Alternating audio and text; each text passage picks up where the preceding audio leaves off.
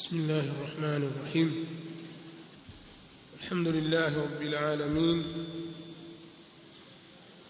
وبه نستعين على أمور الدنيا والدين، والصلاة والسلام على أشرف الأنبياء وإمام المرسلين نبينا محمد وعلى آله وصحابته أجمعين والتابعين لهم بإحسان إلى يوم الدين، وسلم تسليما كثيرا. أما بعد، ومناسبة وkusoma mlango wa pili katika kitabu shuruti sihhati al-amal, kitabu ambacho kiko ndani ya au kitabu cha kwanza katika kitabu chetu cha hadithi al-jawhar an-naqi al-multaqat min ahadith an-nabi sallallahu alayhi wa alihi wa sallam. Katika mlango wa pili, babu ma jaa fi at-tahdhir min al-bid'i wal-muhdathat fi ad-din. Huu ni mlango wa yale yaliyokuja katika kutahadharisha bid'a na yenye kuzuliwa katika dini. Chini ya mlango huu tumezitaja hadithi mbili pamoja na sanadi zake kama tulivyoahidi hapo mwanzo. Hadithi ya kwanza ni hadithi Aisha radhiallahu anha ambayo ni muttafaqun alayhi, ilikuja kwa lafzi man ahdatha fi amrina hadha ma laysa fihi fahuwa raddun. Na hadithi ya pili ni hadithi ya Jabir bin Abdullah radhiyallahu anhuma, inaelezea wasifu wa Mtume sallallahu alaihi wasallam na hali yake pindi anapokuwa yuko juu ya mimbari anahutubu. Kaeleza Jabir, kana Rasulullah sallallahu alaihi wasallam idha khataba ihmarrat aynahu وعلى صوته واشتد غضبه كأنه منذر جيش يقول صبحكم ومساكم ويقول بعثت أنا والساعة كهاتين ويقرن بين إصبعيه السبابة والوسطى ويقول أما بعد فإن خير الحديث كتاب الله وخير الهدى هدى محمد صلى الله عليه وسلم وشر الأمور محدثاتها وكل بدعة ضلالة إلى آخر الحديث. ومناسبة حديث hizi mbili tumeona tulizungumzie jambo la albid'a kwa ufafanuzi kiasi ili liweze kueleweka, ili hata wale waliozihifadhi hadithi hizi kwa matni na sanad wawe na fiqhi juu ya hadithi hizi, ufahamu sahihi juu ya hadithi hizi na namna ya kutolea dalili, namna ya kufanya istidlal katika hadithi hizi. Na sababu ni kwamba jambo la bid'a limepata watetezi kwa muda mrefu, na kuna watu wanalitetea kwa nguvu kubwa, na wana shubuhati ambazo wao wenyewe wanadhani kana kwamba ni hujja, na wanazitumia shubuhati hizo katika kuwashawishi wengine wakubali kwamba yale yanayofanywa au wanayoyafanya katika bid'a ni mambo ya sawa. Kwa hiyo wao wako sahihi hivyo, na watu nao wawafuate katika hilo. Likawa hili limewaathiri baadhi ya awamu muslimin, bali na baadhi ya tulabi ilmi ambao hawakuweza kuhakiki maana ya bid'a. Kwa hiyo ni vizuri tukafahamu maana halisi ya bid'a katika dini, bid'a ambayo alikuwa akiikemea Mtume Muhammad sallallahu alaihi wa alihi wasallama kwa nguvu kubwa sana, bid'a ambayo alikuwa akikemea na kukariri kukemea kwake. Kila mara hukariri maneno anapokuwa katika mimbar au katika baadhi ya munasabat, akiwatanabahisha waislamu na akiwaambia fa inna khayra alhadithi kalamullah au kitabullah wa khayra alhuda huda Muhammadin sallallahu alayhi wa alihi wa sallam wa sharra alumuri muhdathatuha wa kullu bid'atin dalalah. Na pia vile vile imekuja kwa sarahatan hadithi sahih tena sarih, hadithi ya as-sahabi al-jalil Irbad bin Sariya as-Sulami, wakati Mtume sallallahu alaihi wasallam alipowapa mawaidha masahaba zake mpaka wakawa wanadhania kwamba haya ni mauidha ya mwenye kuaga. Alizungumza Mtume sallallahu alaihi wasallam maneno makali, maneno ya takhwifu, watia hofu, wakaona kana kwamba Mtume sallallahu alaihi wasallam anawaaga. Kwa hiyo wakataka usia kutoka kwake. Miongoni mwa mambo aliyowahusia, mwisho kabisa aliwahusia akawaambia, wa iyyakum wa muhdathati al-umur fa inna kulla muhdathatin bid'atun wa kulla bid'atin dalalatun wa kulla dalalatin fi an-nar. Haya ni maneno ya Mtume sallallahu alayhi wa alihi wasallam, ni maneno ya haki yaliyotoka min mishkati an-nubuwah. Na Mtume sallallahu alayhi wasallam kama tunavyoambiwa na Qur'an, wama yantiqu 'anil hawa in huwa illa wahyun yuha.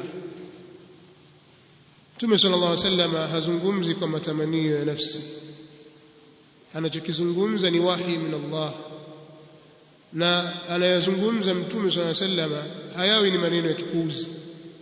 Ana maana au maneno yake yanakuwa na uzito mkubwa sana na yana fawaidi nyingi. Kwa hiyo na mengi au yote yanayozungumza takriban yanatuhusu sisi. Ikiwa ni khitab inayoelekezwa kwa Waislamu, basi sisi inatuhusu khitabu hiyo. Kusemeshwa huko na tamko hilo, msemo huo unatuhusu sisi Waislamu, kama sio sote basi baadhi yetu, wala hasabi alhal. Kwa hiyo suala la bid'a katika dini ni jambo ambalo wanawachuoni wamehimiza kwamba litahadharishwe kama alivyotahadharisha Mtume sallallahu alayhi wa alihi wasallam.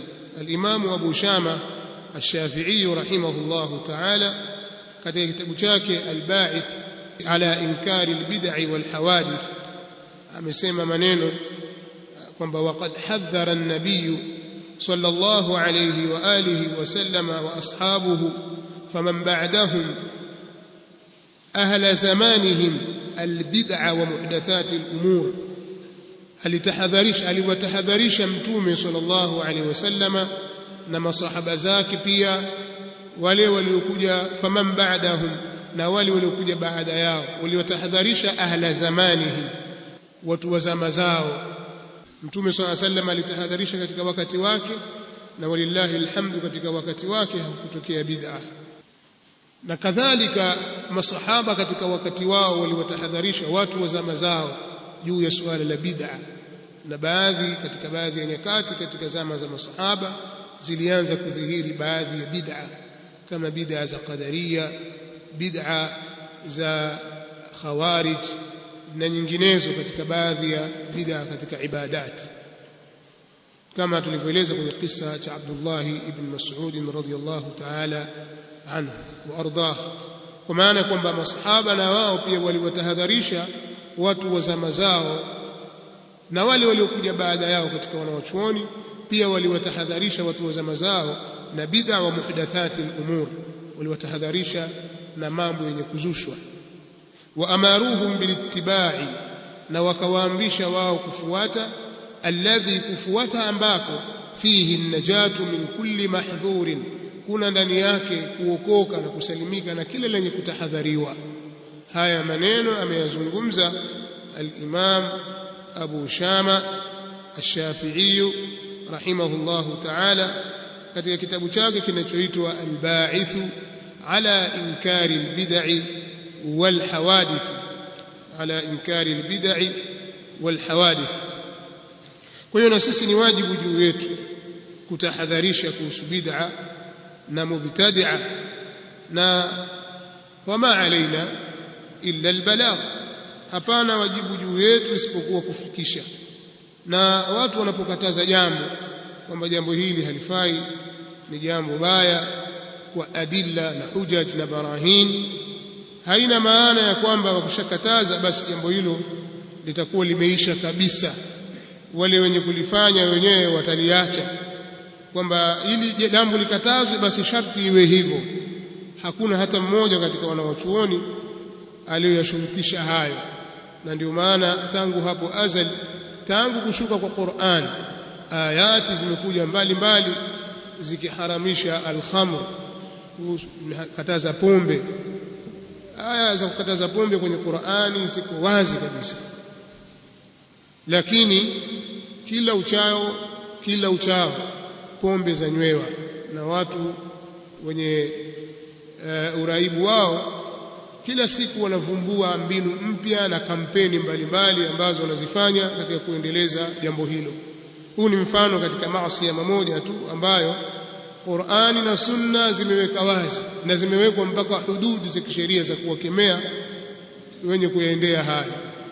Lakini kila siku jambo la pombe la kithiri. Sikwambii mambo ya riba, azina, waliwat na mingineyo katika almuharramat.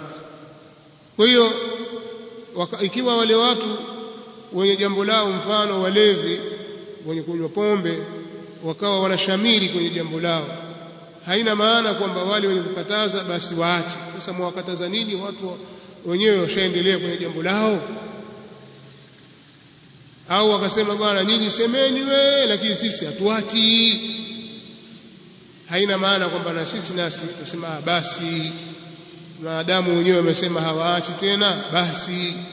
La, wajibu juu yetu ni kufikisha na kusema na kutahadharisha kwa mujibu wa nusus za kitabu cha Allah tabaraka wa taala na sunna za Mtume sallallahu alayhi wa alihi wasallam.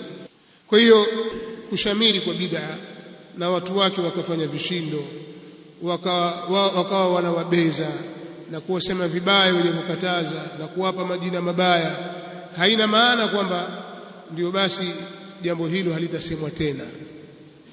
Litasemwa na litabainishwa kwa hujaj wal adilla wal barahin. Kwa hiyo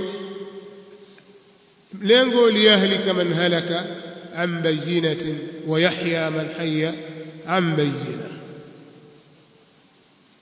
lakini hujaj zisimamishwe. Lakini pia kumjenga mwanafunzi katika misingi madhubuti ya hujja na utoleaji hujja, kwa sababu hadithi hii tuliyosoma, hadithi ya Aisha radhiallahu anha, al-Imam an-Nawawi rahimahullahu ta'ala alitoa ushauri akasema, au ametoa mwongozo katika al-Minhaj sharh ya Sahih Muslim bin Hajjaj juzuu ya 12 ukurasa wa 16, akasema wa hadha al-hadithu qa'idatun 'azimatun min qawa'id al-Islam.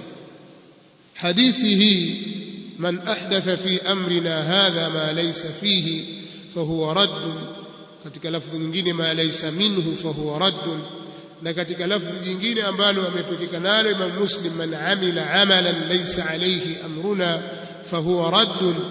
Anasema al-Imam an-Nawawi rahimahullahu ta'ala, wa hadha al-hadithu qa'idatun 'azimatun min qawa'id al-Islam.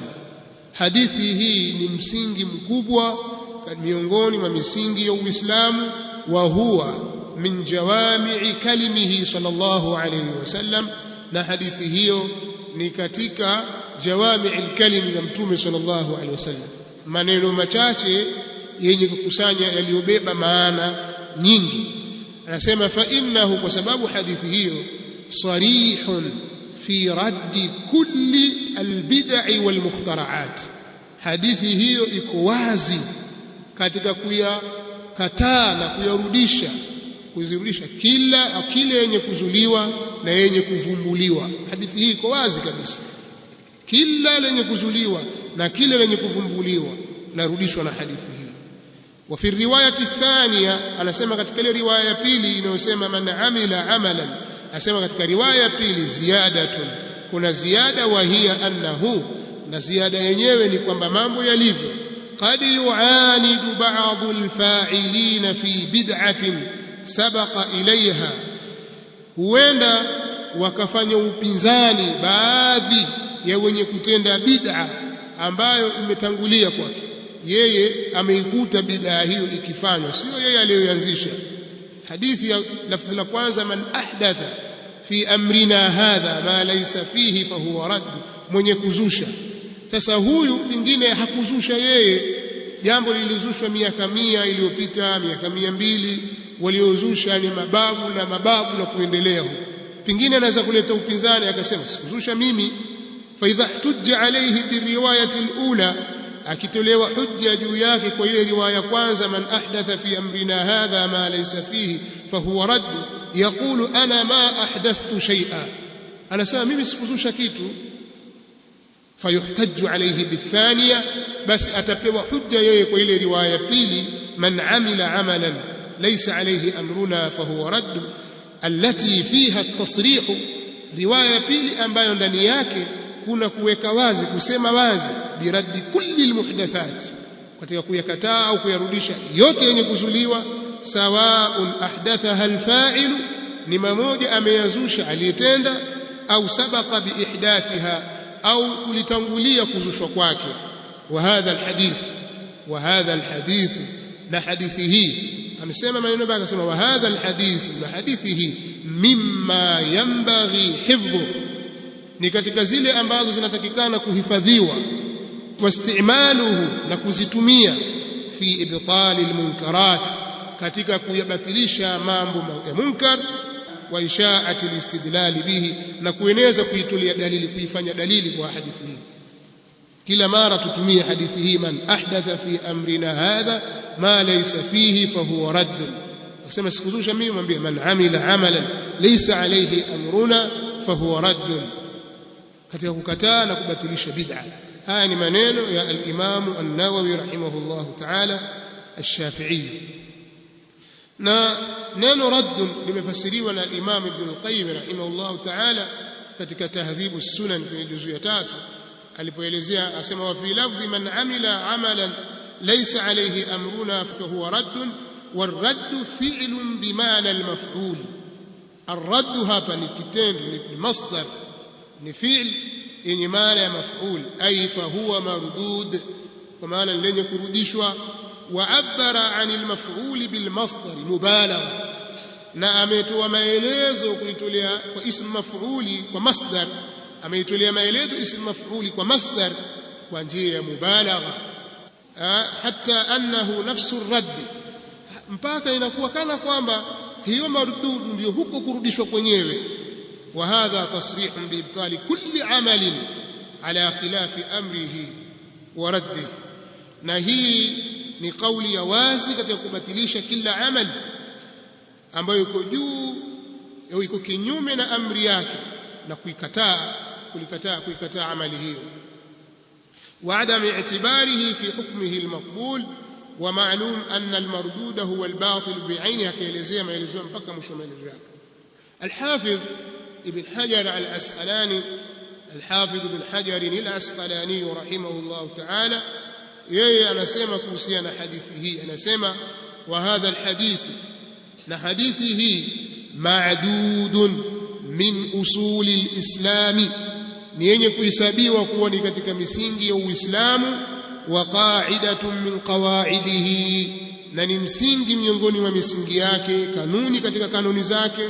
Fa inna ma'nahu, hakika maana yake, man ikhtara'a fi dini, mwenye kuzusha katika dini, ma lile ambalo la yashhad lahu aslun min usulihi, halitolewe ushahidi, alishuhudii kwenye hilo msingi wowote katika misingi yake, yani dalili yoyote katika dalili zake.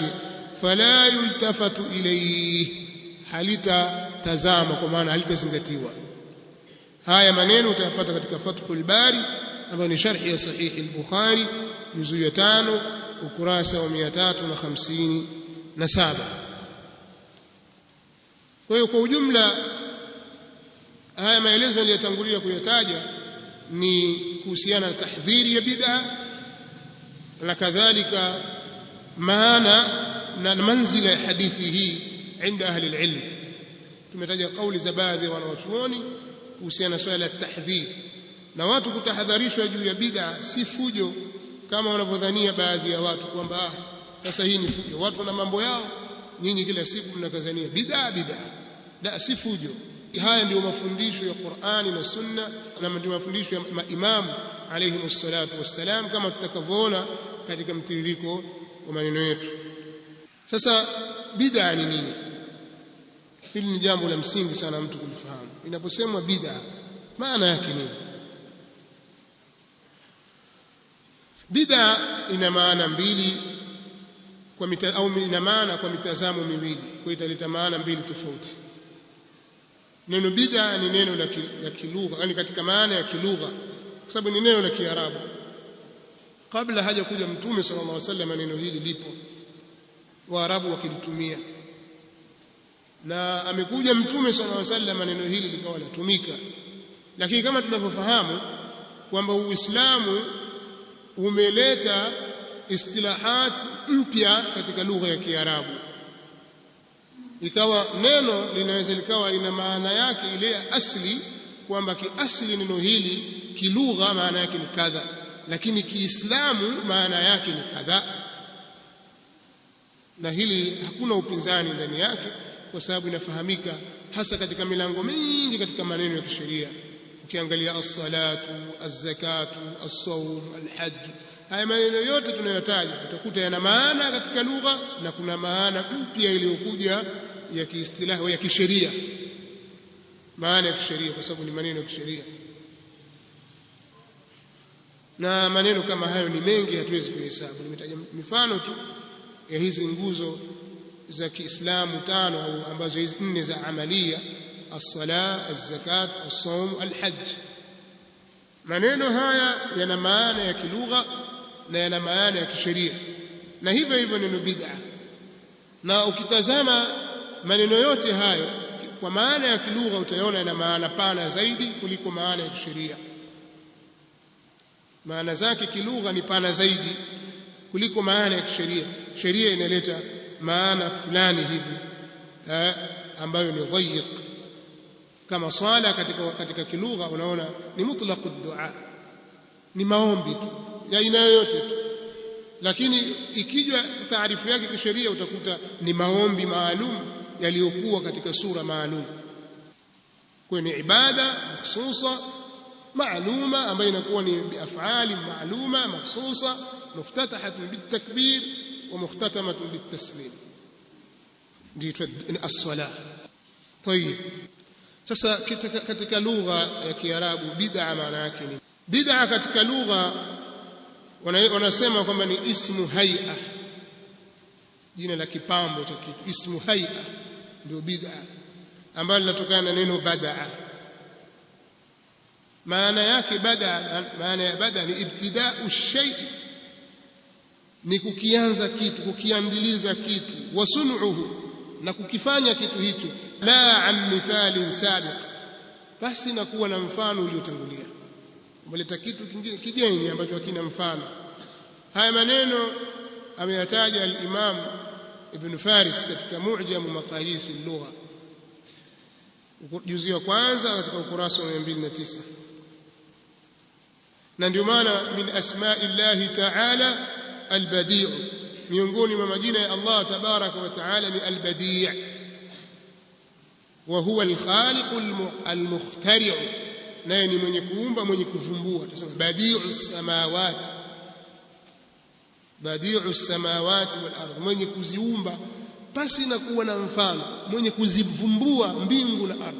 Yeye ndiye amezivumbua, hazikuwa na mfano hapo kabla, hakuiga mahali. Haya maneno pia yametajwa katika an-nihaya fi gharib al-hadith cha al-Imam Ibn al-Athir rahimahullah ta'ala. Al-Imam Ibn Kathir, الإمام ابن كثير رحمه الله تعالى إسماعيل بن عمر أبو الفداء ابن كثير رحمه الله تعالى katika tafsiri yake kwenye kauli yake Allah tabaraka wa taala badi'us samawati wal ard, ambayo ni aya 117 katika suratu al-Baqara, anasema ay khaliquhuma, yeye ndiye mwenye kuziumba hizo, ala ghairi mithalin sabaq, pasi na kuwa juu ya mfano uliotangulia. قال مجاهد والسدي وهو مقتضى اللغة na kusema badi'u samawati wal ardi kwa maana ya khaliquhuma, huo ndio muktadha wa lugha, ndio mahukumiwa ya lugha hayo. Wa minhu yuqalu lishay'i almuhdath, na kutokana na neno hilo Ibn Kathir asema, na kutokana na neno hilo husemwa au huitwa neno lenye kuzuliwa bid'a, inaitwa bid'a. Haya utayapata katika tafsiri al-Qur'an al-Azim ya al-Imam Ibn Kathir rahimahullahu ta'ala kwenye juzu ya pili ukurasa wa 38, au wewe tazama tu katika tafsiri, kwenye tafsiri ya Ibn Kathir chapa yako ulionayo chini ya aya 117 ya surah al-Baqara, badi'u samawati wal ardh. Kwa hiyo bid'a katika maana ya kilugha hutajwa ikawa ina maana na kila jambo jipya lenye kuvumbuliwa, kila jambo jipya lolote lile, liwe ni katika jambo la kilimwengu, liwe ni katika jambo la kidini, liwe ni jambo zuri, liwe jambo baya, lolote ambalo limezuliwa kilugha katika lugha ya Kiarabu huitwa bid'a. Hili limeeleweka. Sasa kisheria sisi tukisema kwamba jambo hili ni bid'a, maana yake ni nini? Je, maana yake ni kila jipya, hata likiwa ni katika mambo ya kilimwengu, mambo ya mubahat, mambo ya kimaendeleo ya kilimwengu, basi yote yataingia kwenye hukumu ya kisheria na hadithi itahusu jambo hili? Fa inna kulla muhdathatin bid'ah, itaingia hadithi hii, au man ahdatha fi amrina hadha ma laysa fihi fahuwa radd, basi hadithi hii itameza na kuvizamisha vyote vilivyozuliwa katika vitu vya kilimwengu kwa maana ile ya maana ya kilugha. Aljawabu la, jawabu hapana. Wanawachuoni wameleta taarifat juu ya suala la bid'a. Tutataja baadhi ya taarifat na wanawachuoni kama 3 4. Matamko utayaona yako tofauti tofauti, lakini hayapingani. Miongoni mwa walioleta taarifu ya bid'a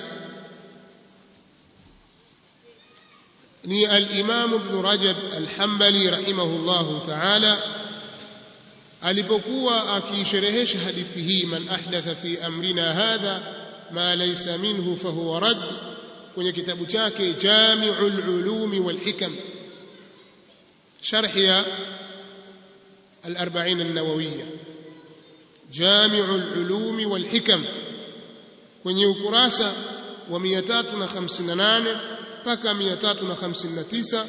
Miongoni mwa aliyoyasema kuhusiana na taarifu ya bid'a akasema, ma uhditha, bid'a katika sheria ni lile lililozushwa, mimma, miongoni mwa yale ambayo la asla lahu fi shari'ati, hayana asli katika sheria, yadullu alayhi, asli ambayo inafahamisha juu yake. Tukisema asli maana yake hakuna dalili inayofahamisha kwamba ni hivi. Jambo lolote lililozushwa miongoni mwa yale ambayo hayana asli katika sheria, asli inayofahamisha juu yake, dalili inayofahamisha juu ya kwamba jambo hili ni hivi, hili lipo, na kama lipo lipo hivi. Kama jambo katika dini limeletwa ani katika sharia na halina dalili yenye kufahamisha juu ya uwepo wake jambo hilo kwa mtindo huo au kwa hali hiyo au kwa sifa hiyo, kwa idadi hiyo, basi hilo litakuwa ni katika miongoni mwa mambo yanayoitwa bid'ah. Al-Hafidh Ibn Hajar, Shihabuddin Ahmad bin Ali bin Hajar Al-Asqalani rahimahullahu ta'ala, katika Fathul Bari, na yeye amesema maneno yafuatayo, ma uhditha fi ddin, yeye akafunga kabisa, ni lile lililozushwa katika dini. Ma uhditha fi ddin, ni lile lililozushwa katika dini. Walaysa lahu dalilun aam wala khas yadullu alayhi, na halina jambo hilo, walaysa lahu, na halina jambo hilo, dalilun amun, dalili yenye kuenea, wala khasun, wala dalili khas yadullu alayhi, inayofahamisha juu yake. Haya ni maelezo ya al-Imam al-Hafidh Ibn Hajar rahimahullah ta'ala, ambayo ukiyatazama yanafanana kimaana. Al-Imam as-Suyuti rahimahullah ta'ala katika kitabu chake al-Amru bil-ittiba'i wan-nahyu 'anil ibtida', nikuja nacho hapa kwa sababu chabebeka, al-Amru bil-ittiba' wan-nahyu 'anil ibtida' cha al-Imam as-Suyuti kwenye ukurasa wa 81 anasema haya maneno yafuatayo: wal bid'atu ibaratu an fa'latin tusadimu ash-shari'ati bil mukhalafa. Bid'a ni maelezo yanayohusu kitendo kinachogongana na sheria kwa kukhalifiana. Ni maelezo yanayohusiana na kitendo kinachogongana na sheria kwa sababu ya mukhalafa. Ima kuna mukhalafa, sheria sema hivi, hicho tafanyika hivi kinyume chake. Kuna mukhalafa, kuna tadad, kuna kugongana, kuna musadama baina ya hicho chenye kufanywa na sheria ilivyo. Jambo likiwa namna hiyo litakuwa bid'a. Au tujibu at-ta'ati 'alayha bi ziyadatin au nuqsan, au ni jambo ambalo ni maelezo ya kufanya kitu ambacho kinapelekea kufanya kitu hicho na kuzidi au kupunguza. Tujibu at-ta'ati 'alayha ibaratun an fa'latin tujibu at-ta'ati 'alayha, ni maelezo kuhusu kitendo ambacho kinapelekea kufanywa kitendo hicho biziadatin au nuqsan, kuzidisha au kupunguza. Kama tutafanya kwa hali hii, kuna kitu tutakuwa tumezidisha, au tumefanya katika hali hii tutakuwa kuna kitu tumepunguza. Waqad kana jumhuru salaf, na walikuwa wengi katika salaf, yakrahuna dhalik, wanalichukia hilo. Wayanfiruna min kulli mubtada'in, na wanakikimbia kile chenye kuzushwa. Kama ikiwa mubtadi ni yule aliyezusha, mubtada'i chenye kuzushwa. Wa in kana jaizan, ijapo kikiwa kitu hicho chenye kujuzu, hifadhan lil asli, kwa ajili ya kuichunga ile asli, wa huwa littiba'u, na asli yenyewe ni kufuata. Hata kama jambo unaona kama linakufaa hivi, lakini wao walikuwa wakilikimbia na kwa ajili ya kuchunga ile asili yake. Huyu ni mwanachuoni watatu. Kwa hiyo tukirudi kwenye taarifu aliyoitaja, bid'a inaweza ikawa ni bid'a kwa kuwa yagongana na sheria, au wakati mwingine inaweza ikawa haigongani na sheria, lakini kwa kufanywa kuna ziada au kuna upungufu. Sio sharti kwamba bid'a ili iwe bid'a lazima kuwe na hadithi ya wazi inayogongana. Hadithi yasema fanya kwa namna kadhaa, wewe ukafanya kwa namna nyingine, au aya, basi ukifanya hivyo utakuwa tayari wewe umezusha, kwamba hiyo ndio sharti. Si sharti. Hiyo ni moja katika aina za bid'a. Lakini bid'a inaweza ikawa hivyo ulivyofanya ndivyo, lakini umeweka na ziada, umetia chumvi juu yake, umeongeza. Hilo linalozungumza dalili yaamrisha kufanya kwamba tufanye, lakini wewe umeongezea hapo. Au tujibu at-ta'ati 'alayha biziyadatin au nuqsani, au tujibu at-ta'ati, au kunawajibisha kule kufanya hilo jambo 'alayha biziyadatin au nuqsani, au hivyo unavyofanya wewe tayari ushaleta upungufu. Hiyo ziada uliyoiweka wewe yaleta dhana kana kwamba ndiyo makusudio ya sheria, kwamba sheria ilitaka hivi, pamoja na hiyo ziada pia imo. Au yaonyesha kwamba hiyo nuksani uliyoiweka wewe, kwamba sheria imeizingatia kwamba na hiyo nayo pia imo. Tutaona katika mifano ambayo tutahitaja yani tatbiki ya kawaidi ambazo nimezitaja. Tutaona kuna mifano ambayo inapigwa ya baadhi ya amali kwa dhahir zimeamrishwa amali hizo, lakini wenye kufanya wameongeza au wamepunguza, na wanawachuoni wakayazingatia kwamba hayo yanayofanywa na hao watu ni sehemu katika bid'a. Yanastahiki kutumiwa hadithi man ahdatha fi amrina hadha ma laysa fihi fahuwa radd. Kadhalika hadithi fa inna khayra alhadithi kitabullahi wa khayra alhuda huda Muhammadin sallallahu alayhi wasallam wa sharra alumuri muhdathatuha wa kullu bid'atin dalalatun. Al-Imam Ash-Shatibi rahimahullahu ta'ala yeye ameleta taarifu ndefu kidogo ya bid'a, akasema katika kitabu chake Al-I'tisam kwenye juzu ya kwanza ukurasa wa 37, tariqatun fi ad-din mukhtara'a, bid'a ni njia katika dini iliyovumbuliwa, tudahi at-tariqata ash-shar'iyya, inayofanana na njia ya kisheria. Njia imevumbuliwa lakini ukiitazama yafanana na njia ya kisheria. Kwa lugha nyingine ni utaratibu wenye katika dini, utaratibu uliowekwa katika dini wenye kuvumbuliwa ambao unafanana na utaratibu wa kisheria. Yuqsadu min as-suluki alaiha, hukusudiwa kuifuata njia hiyo, kufuata juu yake njia hiyo, almubalaghatu fi at-ta'abbudi lillahi ta'ala, kuendelea mno katika kumwabudu Allah hali ya kuwa umetukuka. Mtu aweka utaratibu huu kana kwamba ndiyo utaratibu wa kisheria, akahudumu katika utaratibu huo.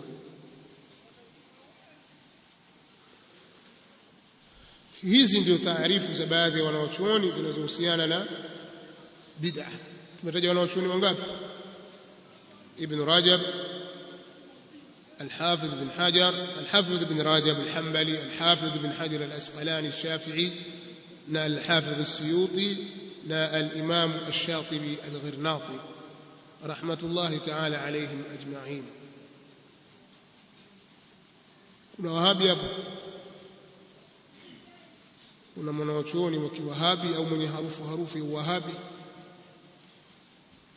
Basi tumfanye tumtoa huyu Ibn Hajar al-Hanbali, pengine Muhammad ana harufu ya kiwahabi, tubaki na hawa watatu, wawili Shafi'iyan na mmoja ni Maliki. Wao msimamo wao kuhusu bid'a ni hivyo. Kwa hiyo jambo liwe limevumbuliwa katika dini litaitwa bid'a.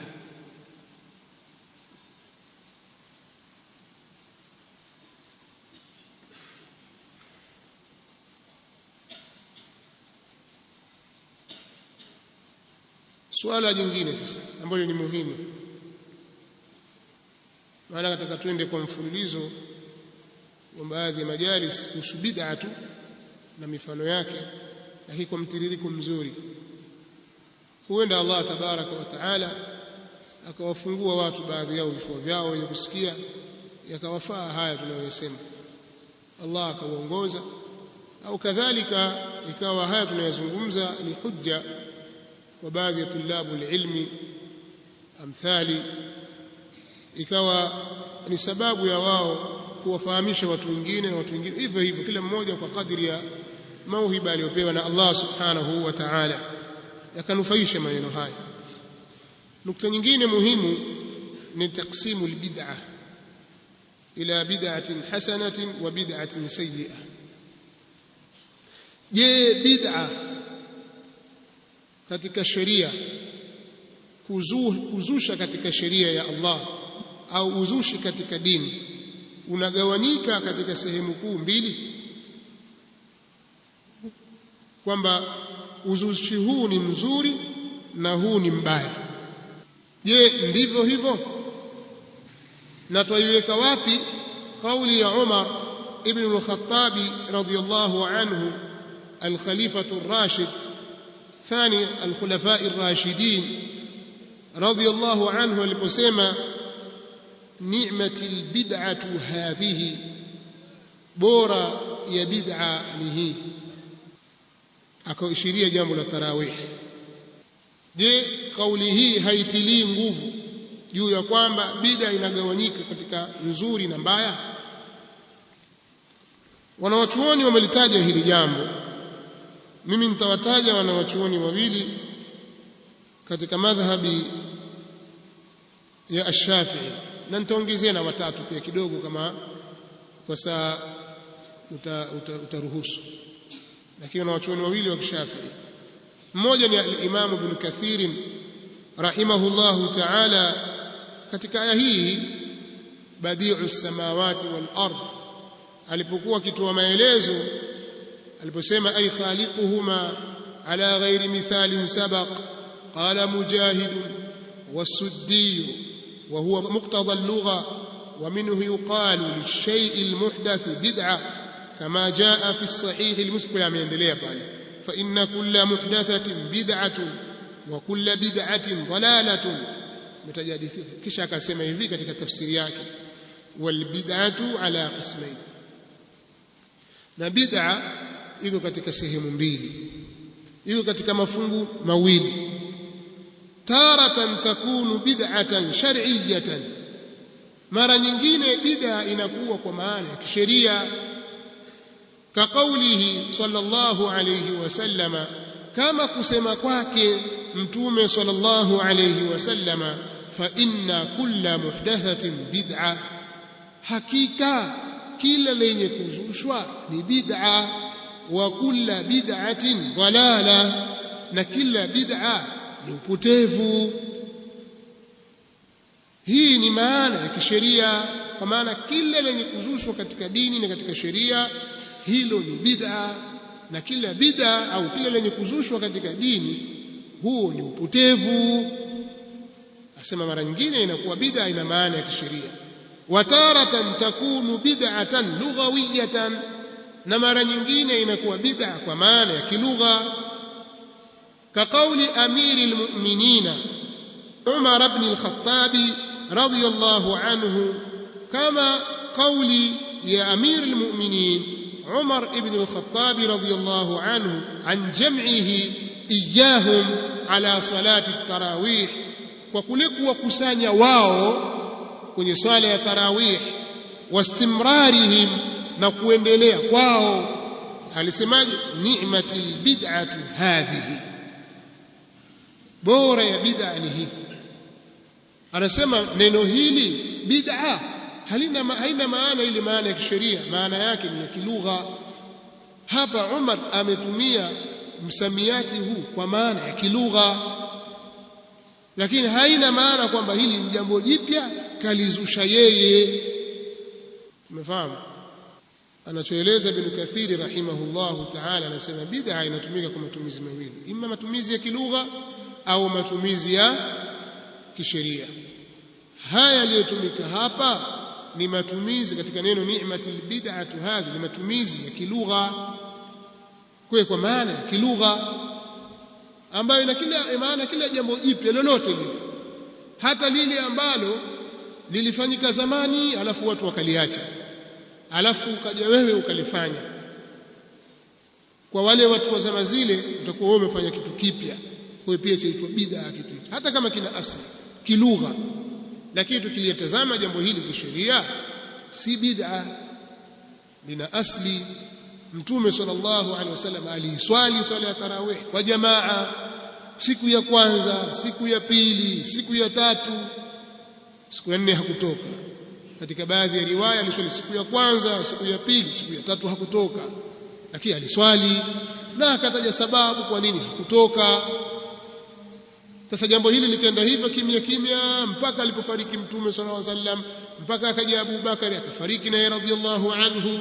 Ukaja wakati wa Umar, ile sababu iliyofanya Mtume sallallahu alaihi wasallam asifanye, asiendelee na swala ya tarawih kwa jamaa iliondoka, akairudisha tena Umar. Kwa akalifanya lile lile alilofanya Mtume sallallahu alaihi wasallam katika wakati wake, lakini ilikuwa ni jipya kwao. Ndio akasema ni'matul bid'atu hadhihi. Maelezo ya Ibn Kathiri hayako wazi sana tukilinganisha na maelezo ya al-Imam Ibn Hajar al-Haytami al-Shafi'i rahimahullahu ta'ala, kama yalivyokuja kwenye kitabu chake al-Fatawa al-Hadithiyya kwa chapa ya Darul Fikri Beirut, ni ukurasa wa 200, ile chapa ya zamani. Kwenye chapa mpya ya Darul Kutub al-Ilmiyya vile vile ya Beirut ni ukurasa wa 484. Anasema hivi: wa qawlu Umar radiyallahu anhu fi salati at-tarawih, na qawli ya Umar radiyallahu anhu kuhusu swala ya tarawih, ni'matil bid'atu hi, bora ya bid'a ni hiyo. Arada albid'ata al-lughawiyya, alikusudia bid'a kilugha. Wa huwa, nayo ma fu'ila ala ghairi mithalin, ni ile iliyofanywa pasi na kuwa na mfano. Kama qala ta'ala, kama alivyosema Allah hali ya kuwa ametukuka, qul ma kuntu bid'an min ar-rusul, sema ya Muhammad waambie sikuwa mimi ni kiroja, sikuwa mimi ni mpya katika mitume. Walaysat bid'atan shar'iyya, na sio bid'a ya kisheria, sababu tumesema bid'a ziko mbili, kilugha na kisheria. Al-Hafidh Ibn Hajar al-Haytami anasema hii si bid'a ya kisheria. Kauli hii haimaanishi kuwa ni bid'a ya kisheria. Fa innal bid'ata ash-shar'iyyata dalalatun kama qala sallallahu alayhi wasallam, kwa sababu bid'a ya kisheria ni upotevu kama alivyosema Mtume sallallahu alayhi wasallama.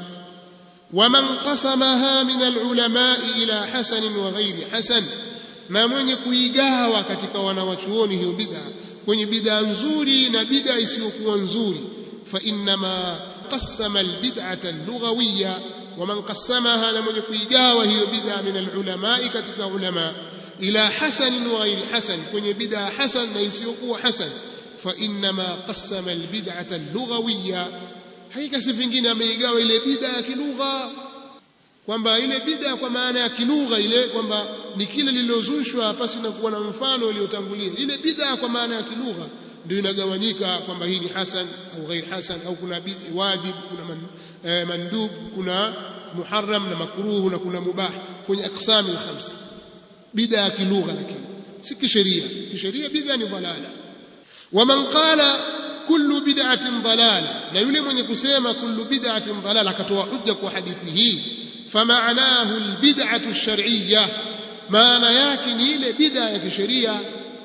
Kwa hiyo watu wanapokinzana, mtu akasema bid'a hii nzuri, ni sawa, bid'a dalala, lazima kwanza tuangalie wewe wasema bid'a katika upande upi, kilugha au kisheria. Hiyo unayongangania wewe ni maana ya kilugha au ni maana ya kisheria. Pengine ukanipinga mimi makusudio yangu ni ile ya kisheria, wewe wazungumzia kilugha, au pengine mimi nazungumza kilugha au wewe wazungumzia bid'a ya kilugha na kupinga, na wakati huo mimi nakusudia bid'a ya kisheria. Lazima tufahamiane katika lugha ya mazungumzo, tuzungumzia bid'a ipi. Wewe unaposema hii hasana ipi katika ipi, sitazungumza kisheria, kilugha. Tumefahamu? Maana akasema ala tara, hivi wewe uoni, anna as-sahaba radhiyallahu anhum wat-tabi'ina lahum biihsan, kwamba masahaba radhiyallahu anhum na waliowafuatia wao kwa wema, ankaru al-adhana li ghairi as-salawati al-khams, waliipinga adhana kwa zisizokuwa swala tano. Huoni kwamba masahaba walifanya hivyo? Kal-eidain, kama vile idi mbili, yani adhana katika idi mbili. Wa in lam yakun fihi nahy, ijapokuwa haikupatikana ndani yake nahy, hakuna katazo. Utasema mathalan, lete aya kwamba adhana katika swala ya idi haifai, lete aya. Hakuna atakayekupa aya. Hakuna aya inayosema msiadhini katika swala ya idi, hakuna. Au msiadhini katika swala isiyokuwa swala tano, hakuna aya hii, wala hakuna hadithi.